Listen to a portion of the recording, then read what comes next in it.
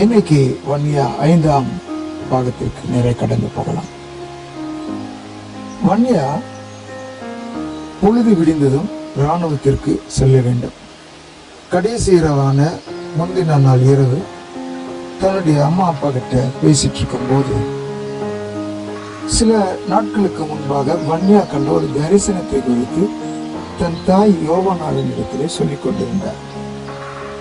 அப்போ அந்த தரிசனத்திலே தன்னோடு ஒரு தேவதூதன் இருந்ததாகவும், கடலின் நடுவிலே பயங்கர புயல் காற்றில் ஒரு கப்பல் சிக்கி அதில் இருந்து அநேகர் கடலிலே விழுந்ததாகவும், அவர்களை காப்பாற்றி கொண்டு வந்து கரையில் சேர்க்கும்படி தேவதூதன் கட்டளையிட்டதாகவும் வன்னியா தன் தாயினிடத்தில் தன் அண்ணன் காதில் கேட்காத அளவிலே மிகவும் ரகசியமாய் சொல்லிக் கொண்டிருந்தார். அந்த தரிசனத்தின் முந்தின பகுதி நேற்று தினம் கேட்டோம். அதனுடைய பிற்பகுதியை நாம் தொடர்ந்து கேட்போம். தூதன் என்கிட்ட சொன்னதுமே நான் கடல்ல குதிச்சோம்னா அங்க இருந்த எல்லாரையுமே காப்பாத்திட்டு வந்தேன். கடைசியா ஒருத்தர் இருந்தார் பார்த்தீங்களா, அவரை காப்பாத்துறதாம எனக்கு கஷ்டமா இருந்தது. ஆனா ஒரு வழியா அவரையும் மூச்சு வாங்கினாலும் பரவாயில்ல, டயர்டானாலும் பரவாயில்ல, அவரை காப்பாத்தின்னு சொல்லி மறுபடியும் குதிச்சு அவரை கஷ்டப்பட்டு கண்டுபிடிச்சு காப்பாத்திட்டு வந்து கரையில சேர்த்துட்டோம்மா. அவ்வளவுதான், என்னால நிக்க கூட முடியலம்மா, அப்படியே டயர்டாயிட்டேன். இதை பார்த்து தேவதூதன் என்ன தெரியுமா பண்ணாரு, என்னை அப்படியே தூக்கி பக்கத்துல ஒரு சின்ன மலை கல் இருந்துச்சுமா, அந்த மலை கல்லு மேல அப்படியே உட்கார வச்சுட்டாரு. கொஞ்ச நேரத்துல எனக்கு அந்த டயர்ட்னஸ், அந்த மூச்சு வாங்குறது எல்லாமே ஒரு வழியா சரியாயிடுச்சுமா. அப்புறம் பார்த்தா தெரிஞ்சது, ஓ நம்ம கண்டது தரிசனம் போல, ரொம்ப நிஜமா நடந்த மாதிரியே நம்ம உடம்பு ஆயிடுச்சு, நம்ம என்னமோ உண்மையிலேயே கடல்ல விழுந்த மாதிரி இருந்துச்சு அப்படின்ட்டு தன்னுடைய அம்மா கிட்ட சொன்னோம். இந்த தரிசனத்தை பத்தி வன்னியா தன்னுடைய அப்பா அம்மா கிட்ட அண்ணனுடைய காதுல, பக்கத்து ரூம்ல இருக்கிற தன்னுடைய அண்ணனுடைய காதுல விழாம இருக்கிறதுக்காக ரொம்ப ரகசியமா தான் சொன்னான். ஸோ இந்த ரகசியமா சொன்ன இந்த தரிசனம் வன்னியானுடைய அப்பாவும் அம்மாவும் மிகவும் கவனமா கேட்டுட்டு இருந்தாங்க. ஓகே, தரிசனத்தை சொல்லி முடிச்சாச்சு. இப்போ இந்த தரிசனத்தை வச்சு இதுல இருந்து வன்னியா என்ன தெரிஞ்சுக்கிட்டா, அடுத்தது வன்னியா என்ன சொல்ல போறாங்க, ரெண்டு பேரும் அமைதியா வன்னியாவையே பார்த்துட்டு இருந்தாங்க. அந்த அமைதியான இரவு நேரத்துல அப்பாவும் எதுவும் பேசல, அம்மாவும் எதுவும் பேசல. இதை கவனிச்ச வன்னியா, ஓ நான் தான் அடுத்தது என்ன சொல்ல போறேன்னு அப்பா அம்மா அமைதியா இருக்காங்க போலன்ட்டு புரிந்து கொண்டவனாக அம்மா அப்பாவை பார்த்து வன்னியா சொன்னான், ஆண்டவர் தம்முடைய சித்தம்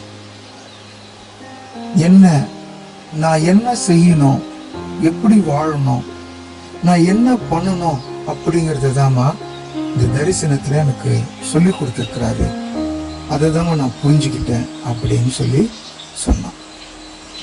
ஆனா இதை கேட்ட வன்னியானுடைய அப்பா வேசிலிக்கும் அவங்க அம்மா யோனாக்கும் ஒண்ணுமே புரியல. என்னடா இவன் மொட்டையா சொல்றான், முழுசாவே சொல்ல மாட்டான் அப்படின்னு சொல்லி ஒரு ஏக்கத்தோட பார்த்துட்டே இருந்தாங்க.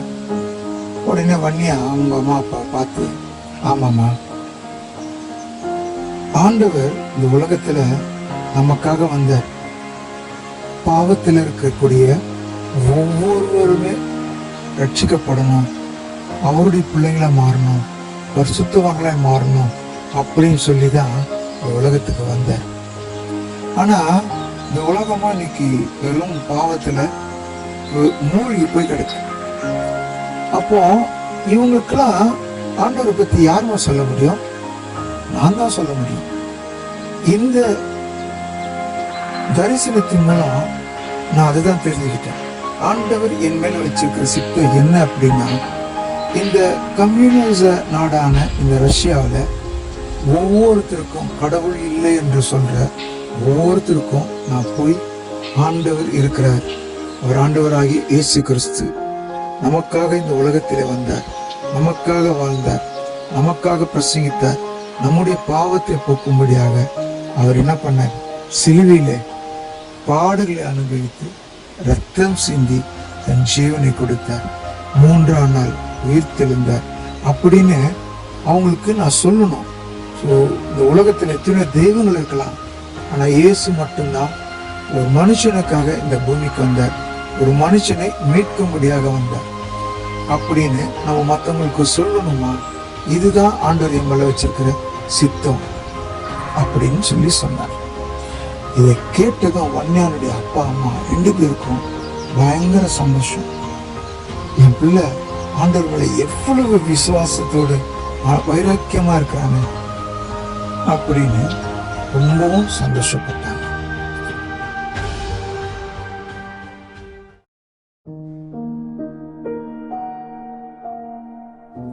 இந்த வன்னியனுடைய கதையை கேட்டுக்கொண்டிருக்கிற எனக்கு பிரியமானவர்களே, இது வன்னியாக்கு மட்டும் கொடுத்த தேவ சித்தம் அல்ல. ஆண்டவராகிய இயேசுவை ஏற்றுக்கொண்ட, ஆண்டவருடைய ரத்தத்தினாலே கழுவப்பட்டு ஞானஸ்தானம் எடுத்த, தேவனுடைய கிருபையினாலே பரிசுத்த ஆவியின் அபிஷேகத்தை பெற்ற, ஆண்டவரையே தெய்வமாய் கொண்டிருக்கிற ஒவ்வொரு கிறிஸ்தவனும் மற்றவர்களுக்கு, ஆண்டவரை அறியாதவர்களுக்கு, பாவத்தில் விழுந்திருக்கிறவர்களுக்கு, பிசாசினால் சிக்கப்பட்டவர்களுக்கு, குடிபோதையிலும் ரவுடிசம் இந்த மாதிரி தீய பழக்கங்கள் போன்ற பல்வேறு பாவங்கள் இருக்கிறவர்களுக்கு நாம் ஆண்டவரை பற்றி சொல்ல வேண்டும். இது வன்னியாவின் தரிசனம் மட்டுமல்ல, இது வன்னியாவின் மேல் மட்டும் ஆண்டவர் வைத்து சித்தமல்ல. நீங்கள் ஆண்டவரை உண்மையாய் ஏற்றுக்கொண்டு ரட்சிக்கப்பட்டவர்களாய் இருப்பீர்கள் என்றால் நீங்களும் வன்னியாவை போல ஆண்டவரை பற்றி அநேகருக்கு சொல்ல வேண்டும். இதுதான் இன்னைக்கு ஆண்டவர் உங்ககிட்ட எதிர்பார்க்கக்கூடிய மிக பெரிய விஷயம். நம்ம என்ன நினைச்சிட்டு இருக்கிறோம்? கோயிலுக்கு போயிட்டு வந்தா போதும், ஆண்டவர் ஆராதிச்சா போதும், காணிக்கை கொடுத்தா போதும், பாஸ்டருக்கு 2 தடவை ஸ்தோத்திரம் சொன்னா போதும். இதெல்லாம் உலகத்தினுடைய ஒரு ஆவிக்குரிய ஒரு தடம். ஆனா ஆண்டவர் உங்களை குறித்து வைத்திருக்கிற சித்தம் என்ன தெரியுமா? இந்த உலகம் பாவத்துக்கு நேராய் அழிந்து கொண்டிருக்கிறது.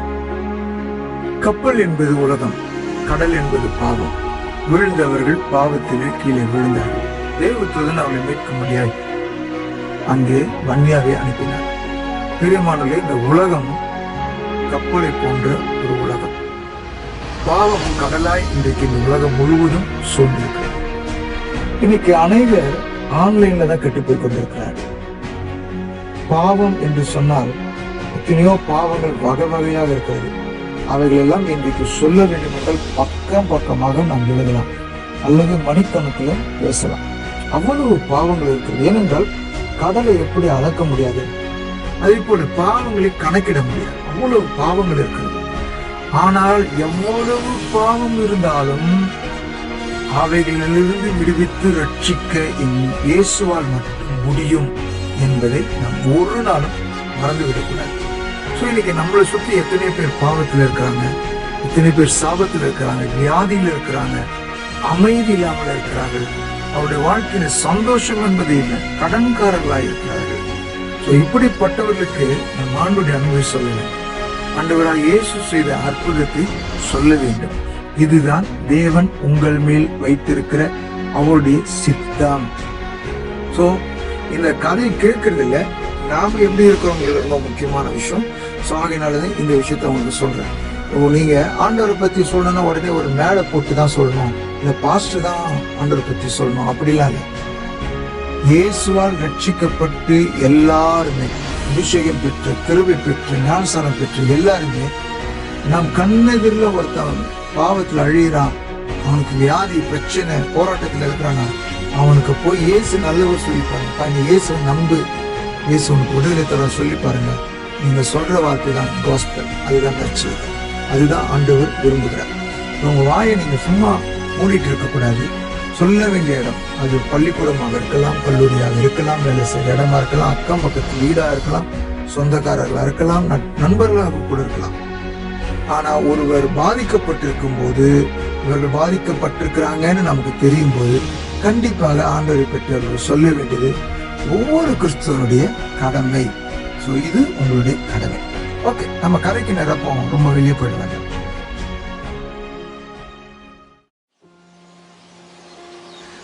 சோ இந்த வன்னியா தன்னுடைய தரிசனத்தையும் அதனுடைய விளக்கத்தையும் சொல்லிட்டே இருக்கும்போது சடனா யோவானா, சரி டைம் ஆயிடுச்சு, எல்லாம் வாங்க நம்ம சாப்பிட்டுட்டு படுக்கலாம் அப்படின்னு சொன்னாங்க. சொன்ன உடனே வன்னியாவும் அவங்க அப்பாவும் எழுந்திச்சிட்டாங்க. பக்கத்து ரூமுக்கு போன யோவானா, சிமியான் தூங்கிட்டியாடா? அதுக்குள்ள தூங்கலன்னா கூட தூங்குற மாதிரியே நடிப்படா, நீ வா சாப்பிடலாம், சாப்பாடு ஆயிடுச்சு, சாப்பிட்டுட்டு படு, பட்னியா படுக்காத வா அப்படின்னு சொல்லி வன்னியா அம்மா சிமியான் ரூம்ல போய் சிமியான் தட்டி எழுப்பினாரு. எழுப்பிட்டு சமையலறையில போயிட்டு அந்த சாப்பிட வேண்டிய அந்த சாப்பாடு அந்த தட்டெல்லாம் எடுத்துட்டு வந்து வச்சு தன்னுடைய 2 மகன்களுக்கும் தன்னுடைய கணவருக்கும் சாப்பாடு பரிமாறினார்கள். பரிமாறி கொண்டிருக்கும் போது சிமியான் தன்னுடைய தம்பி அப்படியே மறைச்சு கொண்டே இருந்தான். இது கண்ட யோவானா, டேய், ஒரு அண்ணனா நீ என்ன சொல்லணுமோ சொல்லிட்ட, ஆனா உன் தம்பிக்கு ஆண்டவர் என்ன சொல்லியிருக்காரோ அதுதான் அவன் செய்ய போறான். சோ அதுல அவன் தெளிவா இருக்கிறான். அதனால சும்மா நீ அவனை போட்டு குழப்பாத, அமைதியா விடு. அவன் ஆண்டுடைய பிள்ளை, அவன் எங்க பொறுமையா இருக்கணும், எங்க பேசணும், எங்க பேசக்கூடாது என்பதெல்லாம் அவனுக்கு நல்லா தெரியும். அதனால நீ பயப்படாத, நீ பயப்படுற மாதிரி எதுவும் அவனுக்கு நடக்காது. அவன் ஸ்ட்ராங்கா இருக்கிறான். அவன் ஆண்டவர் அவனுக்கு தரிசனம் எல்லாம் கொடுத்திருக்கிறாரு. என்னம்மா அப்படின்னா பண்ணியா, நீ கம்னு இருப்பா, ஒன்றும் இல்லை, அம்மா பார்த்துக்கிறேன்னு சொல்லிட்டு ஆண்டவர் தரிசனம் எல்லாம் கொடுத்திருக்கிறாரு சிமியான். அதனால அவனுக்கு பாதுகாப்பு ஆண்டவர் இருக்கிறார். ஸோ நாம அவனை பத்தி கவலைப்பட வேண்டாம் அப்படின்னு சொல்லிட்டு எல்லாரும் சாப்பிட உட்காந்தாங்க. சாப்பிட்டுட்டு அவங்கவுங்க போய் அவங்க படுக்கையில படுக்க போனாங்க. அப்போ மறுபடியும் வன்னியானுடைய அப்பா வன்னியாவுக்கு பக்கத்துல போய் படுத்து, தம்பி தெளிவா இருக்கல, நீ எதுக்கும் பயப்படாதுன்னு. ஐயோ அப்பா, எனக்கு எந்த பயமும் இல்லைப்பா, நீங்க ஏன்பா, நீங்க தான்ப்பா இப்போ பயப்படுறீங்க, எங்க நான் ஏதோ பயந்துருவேன்ட்டு. நான் பயப்படலப்பா, நான் தெளிவா இருக்கிறேன், சந்தோஷமா இருக்கிறேன். எனக்கு ஆண்டவர் தரிசனம் கொடுத்ததால மட்டும் இல்லை, நம்மளுடைய சர்ச்சில் கூட நம்ம பாஸ்டர் எல்லாருக்கும் ஆண்டவர் பற்றி சொல்லணும். நம்ம பைபிள்ல பார்க்கறது போல அப்போஸ்தலர்களை போலவும் தீர்க்கதரிசியை போலவும் சுவிசேஷர்களை போலவும் எல்லாருக்கும் நம்ம ஆண்டவர் சொல்லணும். எங்க எதை சொல்லணுங்கிறது ஆண்டவர் நமக்கு சொல்லி தருவாரு. அதை சொல்லணும்னு போதிக்கப்பட்டிருக்கிறோம்ப்பா, அதனால பயப்படாதீங்க, நான் தெளிவா இருக்கிறேன் அப்படின்னு சொல்லி தன்னுடைய அப்பா கிட்ட தைரியமாய் வன்னியா சொன்னதும் அந்த வார்த்தைகள் ஒவ்வொன்றும் வன்னியானுடைய அப்பாவுக்கு ரொம்ப ஒரு அமைதியை கொடுத்தது. தன்னுடைய மகனை அப்படியே தன் அருகிலே இழுத்து அவன் மேல் கை கால்களை போட்டு படுத்துக் கொண்டார் வன்னியாவின் அப்பா. இதுதான் வன்னியாவினுடைய கடைசி இரவு தன் தாய் தகப்பனோடு இருப்பது.